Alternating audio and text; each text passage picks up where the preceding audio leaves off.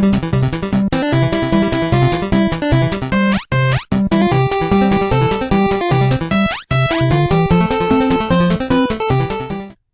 up, everyone? Welcome to my adventures in Antichamber.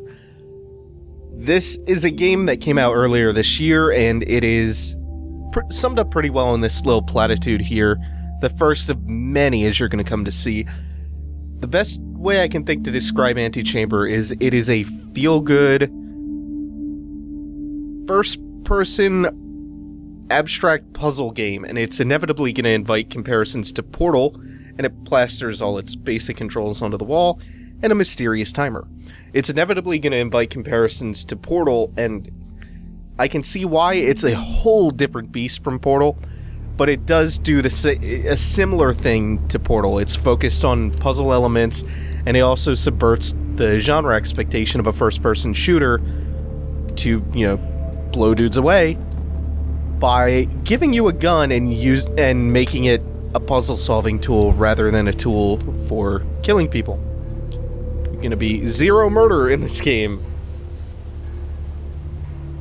And right off the bat, you can see the game is full of these platitudes that are plastered all over the wall.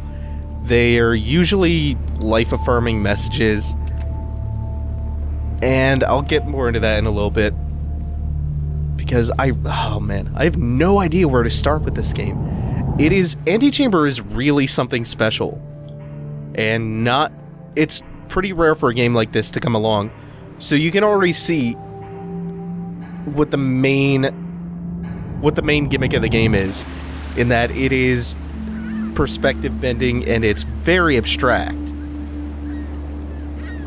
And I think this room coming up, I might have to turn the brightness up here. I noticed that a lot of my captured footage tends to be a bit darker than I would like it to be. So here we have a red staircase on the left and blue on the right. Go down to the red staircase and you come to this hallway, and the staircase is there once more. And this intro puzzle sums up the gameplay of Antichamber pretty well. So maybe it was just bugged out or something. Nope. So you go to the one on the right thinking, okay, process of elimination, the red stairway didn't do anything. You do get a new platitude, though, once you come to the inevitable conclusion that, hey, nothing new happens no matter which path I take. But if you turn around and go back the way you came, you notice that things are not always the way they seem, as the message on the wall points out. And the message is on the wall. Uh-oh. That sounded like I said message jizz.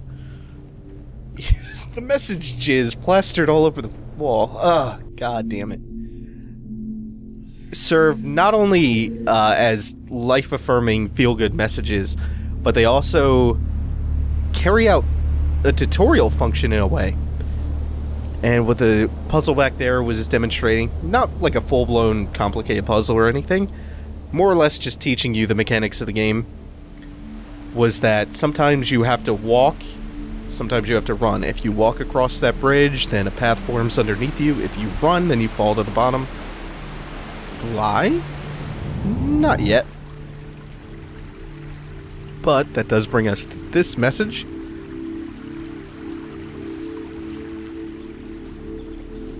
So, Antichamber has been described as featuring a lot of non-euclidian geometry, and you can judge that for yourself. I don't know if non-euclidian is the right word for it. The phrase has been used as something of a catch-all.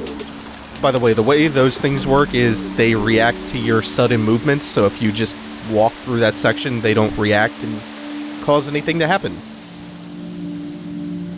So non-Euclidean has been used something of a catch-all, and it was popularized by Lovecraft, who uses that descriptor a lot. And the accuracy of non-Euclidean to describe these types of impossible spaces is probably going to continue to be debated forever, because non-Euclidean itself is kind of broad in that it refers to anything that does not follow traditional Euclidean geometry.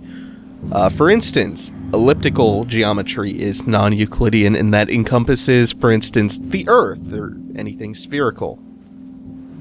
The Earth is non-Euclidean, but and yet it sounds like so strange and exotic and out there, which is why it gets used so much.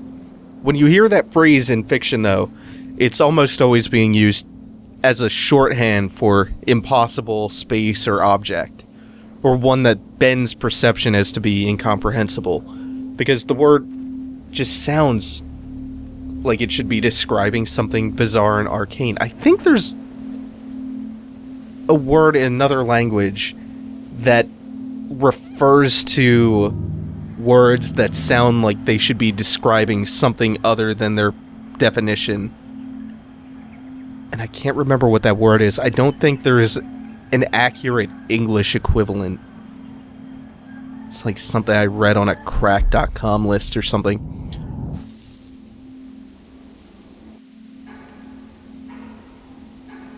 Anyway, non-Euclidean is not typically being used to refer to a strict, well-defined, technical, mathematical conception of what is or isn't Euclidean. But I am already pushing the boundaries of how well I understand the subject, so I'm just gonna go ahead and shut up and talk about something that's more familiar to me. Actually, no, Escher-like or escheresque or something might be a more accurate and more pithy way of describing what Antichamber is. Oh, I said I was gonna get off this. So all these shapes around here are reminding me of something. The logo for Antichamber is based on, speaking of impossible things, two impossible shapes that turn out to be optical illusions. The Penrose Triangle, and I can't remember if there's an actual name for this, the Impossible Ring. I can't remember. Does this change if I go back out here? Like, does the room behind me change? No, it doesn't.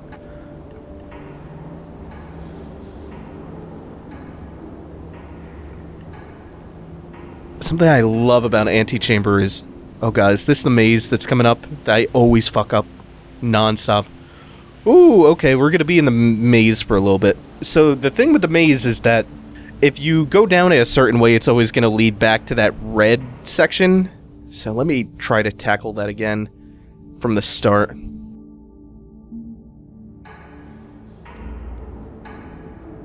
Actually, no, let me go down here. Blinking eye. The deal with the eyes is that if you stare at them long enough, they will blink and usually something will disappear. So what I love about, one of the many things I love about this game is the art style.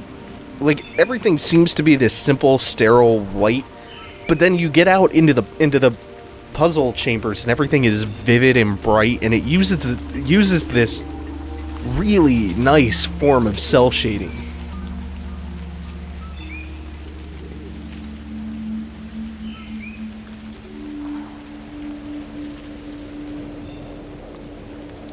Speaking of which, a lot of rooms have developer room Easter eggs that demonstrate ways that the game works. And one of them actually has the edge detection algorithm on the ceiling somewhere. There's also pink cube rooms that are not like hidden separate rooms, but there are hidden pink cubes all around the game. And the way they work is, I think they move when you trace the path with the camera. So on the surface, Antichamber is just a novel abstract exploration / puzzle game, and it is at least those things. It's fresh, it's challenging, it's really satisfying. It also messes with your perceptions a little bit, but I think what stands out is that all of that is underpinned by this calm, meditative music and like this tone of positivity, which is distinct enough. Like, most games seem to take on this tone of nihilism or cynicism, or they try to be like dark and edgy and gritty all the time, and they're really like misanthropic. But you know, most games ramp the intensity up, and I'm not here to argue that no game should be like that, because a world that was all Antichamber would be just as boring as a world that only had, Gears of War clones and shit. But it's a welcome departure. And it's full of all these little life-affirming messages. And yet it doesn't, sugarcoat how challenging life can be if you take this game to be a metaphor for life. It's a difficult game full of really perspective-bending lateral thinking puzzles. So I was talking about all the life-affirming messages and how positive the game is, how good it makes you feel just to be involved in playing it. So over the course of development, Alexander Bruce, the game's developer, was writing all the platitudes on the wall, and he would write based on the mood he was in. So sometimes he would write really negative ones. And he reframed them to be more positive, but he felt like that was compromising the truth in the game because the game is based on his life philosophy. So if he's spinning the messages to be positive just to maintain a positive tone, it would feel like a lie to him. So instead of changing the messages, he went to lengths to change his life so he could be a more positive person. Think about that for a second. It's life-affirming because the developer wanted to better himself and be more positive. And through the creation of this thing, its philosophy encouraged the game's creator to be more positive. It's positive because it made the person who made it a more positive person. That's astounding to me. This game, for Alexander Bruce, wasn't just self-expression, it was self-improvement. I can't begin to tell you how much I love that. Just everything about it, the idea of it, the truth of it. Oh god. It's part of what makes this such a feel-good game. And also, while I was talking about that, got the first gun. And the way the guns in the game work is that they're used to manipulate matter in block form. And that is the primary way you go about solving puzzles. And the different guns you get throughout the game give slightly different twists on that core mechanic, but it's all very focused. It's not like you get a new gun and it radically changes the way the game plays. It's just slightly familiar twists on what the game is all about, or what the puzzles have been about throughout the whole game. And Antichamber is so subversive in that, A, you play from the first person, like I was saying, you have a gun, you're progressing it down a series of corridors. If you break it down into those basic elements, it sounds like another corridor shooter, but it's everything but that. You can technically describe it like that, but if anything, it just serves to illustrate how deficient our language is when it comes to talking about genre. It's a philosophical puzzle game that intentionally or unintentionally deconstructs the genre. Think for a second of all the ways it subverts corridor shooter tropes. Even though it's a corridor game, it's anything but linear and restrictive. There's no killing, it's full of color, the tone is so overwhelmingly positive. It presents its narrative without cutscene. There's a focus on narrative in terms of personal philosophy over, disposable plot, to the extent that there is no plot, there's no dying. It's really, really fantastic. Love Antichamber. It's up there as one of my Game of the Year picks so far. Also, I find it really funny that you spend the whole game interacting with boxes when it really doesn't fit neatly inside any of the boxes that we typically use to talk about games. Even down to the visuals and spatial reasoning of it, it doesn't fit because of how abstract it tends to be. So it used to be known as Hazard: The Journey of Life, if you followed the development of it for a while. And the name was changed partially to reflect the direction that the game was taking, and partially because the subtitle was turning people away because it sounded pretentious, The Journey of Life. Then also, Alexander Bruce didn't want the game to be categorized with other super violent first-person shooters like, Killzone and Bulletstorm. And Hazard sounds like one of those. Even the name change, come to think of it, represents breaking away or a kind of subversion. Oh, also, his friend, I'm trying to remember the guy's name and failing badly, did music for the game, and he also made something really cool called Deep Sea, which is played with this kind of strange mask that's rigged up to headphones and a microphone, and the eyes on the mask are blacked out, so it works kind of like a sensory deprivation mask. And what goes on is, it's an underwater-based game, and you are constantly pinging to see how close things are to you. You're doing nothing but hearing as you maneuver through the water. You can't see danger when it's near, you don't know where to run away from it, you can only hear, and it's some of the most effective horror this generation, or ever actually, as far as games go.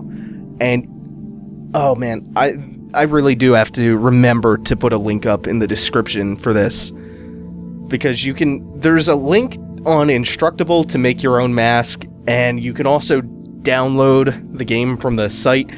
It's usually only like an exhibition piece. Oh, also, before I forget, Hazard: The Journey of Life was originally an arena shooter, I believe.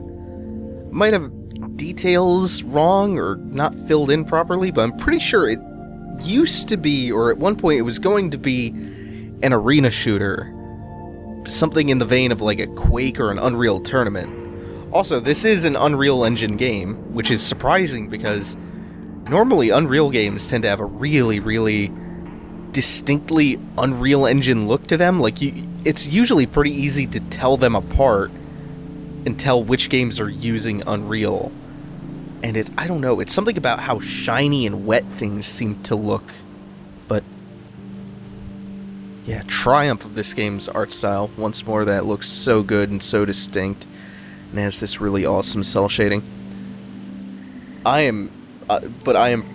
for one am really, really happy this did not turn out to be an arena shooter.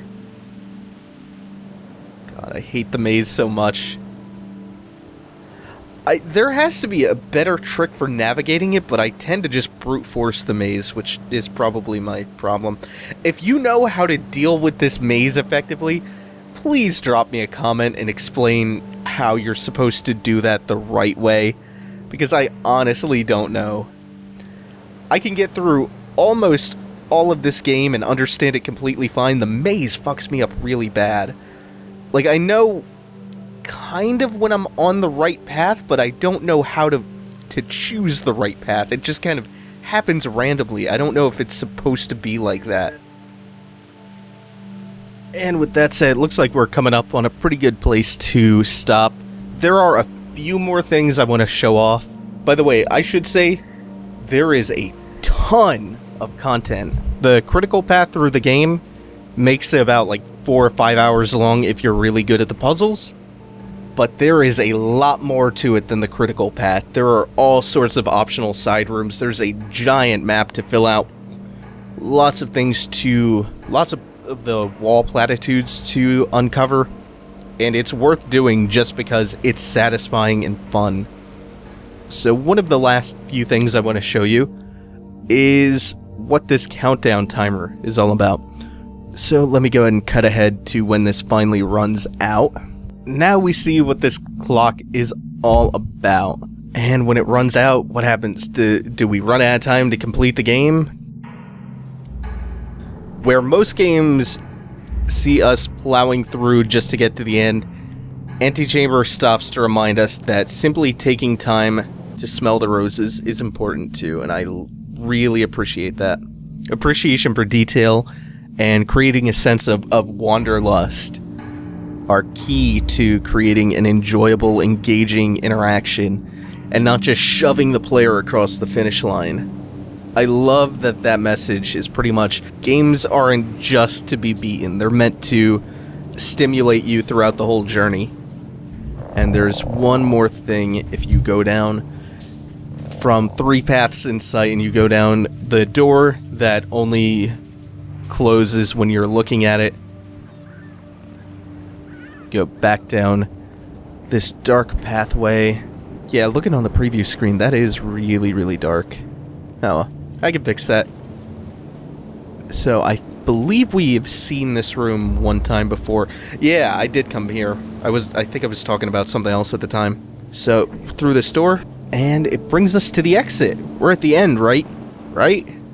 Oh, it can't be the end, though. It's only been 20 minutes. And again, another message I love. Life is not about getting to the end. And that's going to do it for my adventures in Antichamber. Really hope you guys consider picking up on Steam or something. I think it's 10, 15 bucks maybe. Worth every penny. It's a really wonderful puzzle game. Thanks for watching, guys. Take it easy. Have a good one.